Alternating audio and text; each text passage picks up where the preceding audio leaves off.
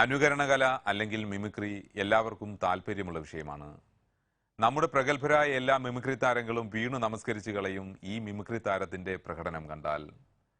നിർഭാഗ്യമെന്ന് പറയട്ടെ, ഈ താരത്തിന്റെ വിയോഗ വാർത്തയുമായാണ് കൗതുകലോകത്തിന്റെ പുതുവർഷത്തിലെ ആദ്യത്തെ പതിപ്പെത്തുന്നത്. കേൾക്കുന്ന ഏതു ശബ്ദവും അതേപടി അനുകരിക്കാൻ സിദ്ധിയുള്ള ലയർ ബേർഡ് എന്ന അപൂർവയിനം പക്ഷിയുടെ കഥ കൗതുകലോകത്തിന്റെ പുതിയ ലക്കം ആരംഭിക്കുന്നു.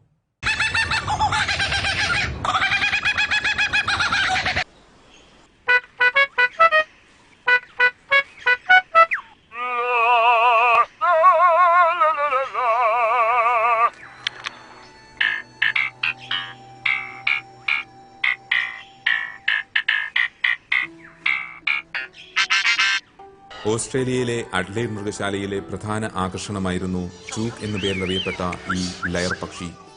അസാധാരണ അനുകരണ സാമർഥ്യമുള്ള ഈ ലയർ പക്ഷി കേൾക്കുന്ന ഏതു ശബ്ദവും വിദഗ്ധമായി പുനഃസൃഷ്ടിച്ച് മൃഗശാലയിലെത്തുന്നവരെ അമ്പരപ്പിച്ചിരുന്നു. ലോറിക്കീറ്റ്, മാക്പീസ്, കൂക്കാബുറ തുടങ്ങിയ പക്ഷികളുടെ ശബ്ദമായിരുന്നു ചൂക്ക് ആദ്യകാലങ്ങളിൽ അനുകരിച്ചിരുന്നത്. പിന്നെ മനുഷ്യരുടെ ശബ്ദവും സംഗീതവും അനുകരിക്കാൻ തുടങ്ങി. 2009 കൂടിന് സമീപം ഒരു പുതിയ പാണ്ഡാ സങ്കേതം പണിയാൻ തുടങ്ങിയപ്പോൾ ചൂക്ക് പുതിയ ശബ്ദങ്ങൾ അനുകരിച്ചു തുടങ്ങി. അനുകരിക്കാൻ അസാധ്യമെന്ന് കരുതിയിരുന്ന നിർമ്മാണ ഉപകരണങ്ങളുടെ ശബ്ദങ്ങൾ പോലും ചൂക്കിന്റെ കൊക്കിലൊതുങ്ങി. ഡ്രില്ലിംഗ് മെഷീന്റെ ശബ്ദം, അറക്കവാളിന്റെ ശബ്ദം, ആണിയിൽ ചുറ്റിക പതിക്കുന്ന ശബ്ദം എന്നിങ്ങനെ വ്യത്യസ്തമായി ആ അനുകരണ വിസ്മയം. He does a perfect hammer. His drill is a bit too good. His handsaw's sharp. His chainsaw's a ripper. And he's got a jackhammer off pat.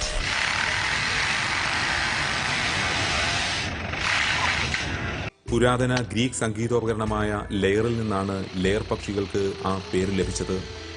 ചെറുപീലികൾ വിരിച്ച് ഈ പക്ഷികൾ നൃത്തമാടുമ്പോൾ രൂപം ഒരു ലെയർ പോലെ വിളങ്ങും.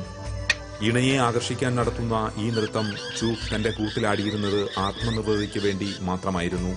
മൃഗശാല അധികൃതർ പലവട്ടം പരീക്ഷിച്ചെങ്കിലും ചൂക്ക് ഇണയിൽ താൽപര്യം കാട്ടിയില്ല. മനുഷ്യരോടായിരുന്നു ചൂക്കിന് ചങ്ങാത്തമത്രയും.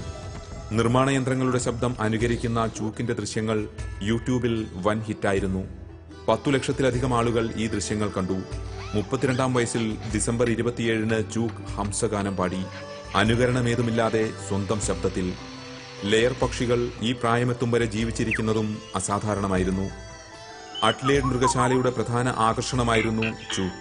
അനുകരണകലയിലൂടെ ലോകത്തെ വിസ്മയിപ്പിച്ച ചൂക്കിന് ഒരു സ്മാരകം ഉടൻ തന്നെ മൃഗശാലയിൽ ഉയരുമെന്ന് അധികൃതർ പറയുന്നു.